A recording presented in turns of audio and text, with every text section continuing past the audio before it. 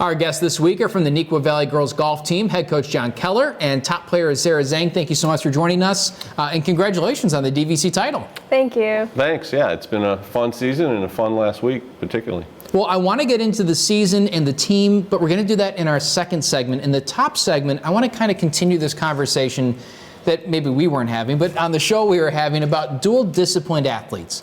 And Sarah, I want to get your perspective first, because not only do you excel in golf, but you're a violinist, you're diligent with your schoolwork. What does it take to be able to balance all those different, because it's got to be a lot, right? To be completely honest, it's honestly pretty hard to balance everything.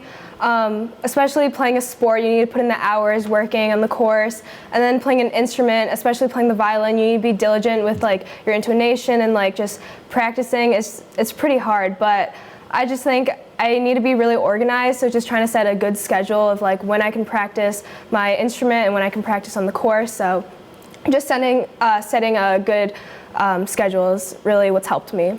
Now, Coach, not only are you the head girls golf coach, but also an English teacher. I'm sure in your experience, you've seen both students who are not involved in school, clubs, activities, sports, etc., and those who are. Do you find there's a correlation between those who are more involved tend to be more connected, better students? Sure, I think there is some connection there. I think that people like Sarah is a good example. She's really busy with everything.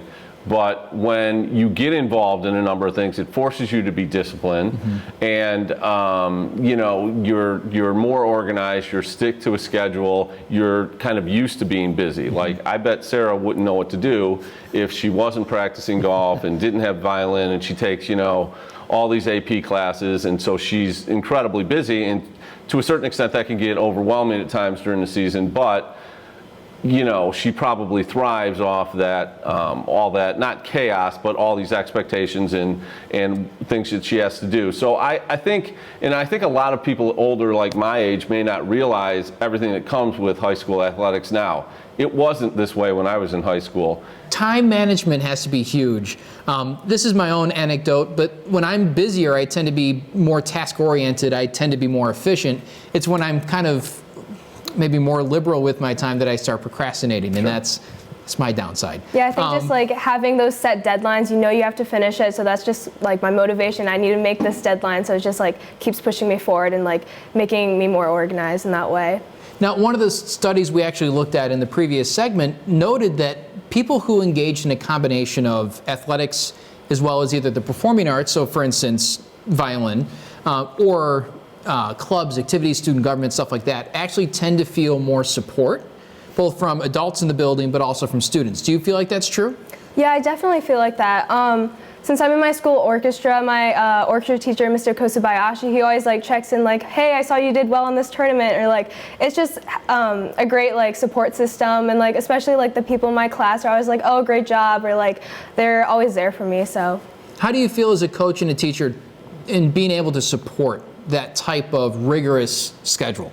Yeah, I mean, I think I respect it. I had sons that played sports in high school, and there's times where you're like, man, this is a lot of stuff that you're doing. You know, you're out playing your game and you're getting home at 9 o'clock, and now you have some work that you have to do. And, you know, I think seeing, being able to be a parent with kids that went through it made me realize sometimes we may be giving them a little too much and not realizing all the things they have to do outside of our classroom. And so, but I love to go like to see my students, even if they're not athletes, like maybe if they're dancers in their orchestra show, and like, wow, I didn't realize you had this talent, and this is really something, or a variety show or things like that. And the things that they're involved in are, you know, great. And it's nice to see a student that you just have in class have this talent. Maybe they're, you know, an actor in a play or something like that, that they can shine in an area that you aren't exposed to in class. So it's kind of neat to see that. I want to talk about the season. You guys are coming off the DVC win.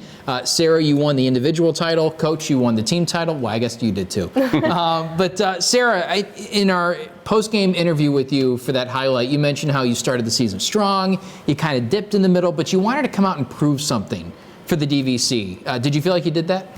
I definitely think I did. My one goal was just to win DVC. Like, no matter what I shot, I just wanted to win, try to redeem myself from like the past games where I didn't play as great as I wanted to, but I wasn't going to let that stop me from like showing my full potential. Now, golf is one of those weird sports where, yes, you're competing against other golfers, but there's the old adage where you compete against the course itself. How do you balance the two, where you say, I want to win this thing, but I also have to beat the course? Yeah, I think you can't really think about how everyone else is doing. You just got to think of your own game, because I think golf is more of a game against yourself. You're not really competing against other people, but more of yourself. You're trying to prove how you are as a player, so I think that's the main thing. Is that one of the things you kind of preach to your athletes? Well, yeah. I mean, we talk about how the result is not as important as the process. And so what I said to the girls, we had a wonderful season, but as Sarah said, you know, we did have a little bit of a lull with a couple weeks where we were still winning most of our matches. We just weren't playing quite as well as we were earlier in the season. And, you know, I think that going into the DVC, I said, it's okay if we don't win. I just don't want to roll over. We have to, if we play well and lose, that's fine. And so, you know, if we would have shot the same score and somebody else would have been a little better, you can't play defense in golf. You can't prevent somebody else. Make it a lot more interesting. In football, basketball, volleyball, baseball, softball, you play defense. But in golf, Sarah can play as well as possible, and somebody else could sink a putt, could play a little bit better that day, and there's nothing Sarah can do to feel bad about that. So, you know, I'm just glad that we played our game, and it was good enough to be a little bit better than Naperville North, who's dominated recently, and we know what a good team they are, and we know how evenly matched we were with them. So, you know, it was gratifying to go out and play just a little bit better than them. Yeah, it was a bit of a nail biter too. It came down to the nitty gritty there in that DVC meet. But regionals are coming up, and how excited are you that there's the possibility for sectionals as well? I'm actually really excited because I was hoping the season would extend a little further, especially like them adding sectionals, because as of right now, state is, I don't think, happening. So just having another chance to play with the team, playing with the seniors, it's a great feeling. And then I'm sure you welcome the sectional round as well. Right. When I came to the girls like middle of the season and said, hey, it looks like season's going to be over after regionals, you could tell they were a little bummed. And this has been our best team in quite some time. We had 3 straight years when we were top 4 in state. The team this year, in terms of raw scores and everything, is better than any of those teams. Girls golf just in general has moved in that direction. Yeah. So it's either one of our best teams or the best team we've ever had. So we were really looking forward to continuing in the state playoffs. So while we don't have the state tournament, when they added sectionals, at least we have that. And so, as I was mentioning earlier to you when we were talking, we're grateful that we just had a season at all, because at some point in the summer, we weren't sure about that. And so we've really enjoyed it, and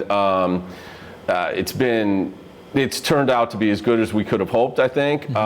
We haven't had a lot of Saturday tournaments like we normally have, where we see a lot of different teams, but we've had a little bit of that. We've played the teams from our area, and now we get to go and play regionals and sectionals, and that'll be good to have some of those bigger tournaments where you know, you feel the pressure, and you get to see teams that you aren't seeing in your conference, and seeing how we stack up against them. Definitely a different feel going from duels to a tournament. But thank you guys so much for joining me. Best of luck in regionals and also sectionals.